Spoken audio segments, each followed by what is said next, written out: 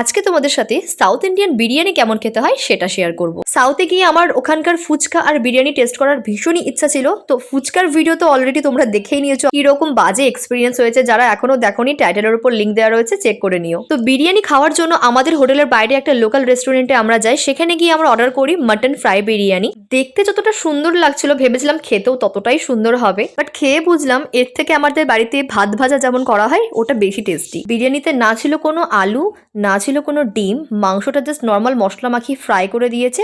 আর রাইসটাতে কারি পাতা ধনে পাতাতে ভর্তি ফ্লেভার, আর এক গাদা গোলমরিচের ঝালে ভরিয়ে রেখেছে।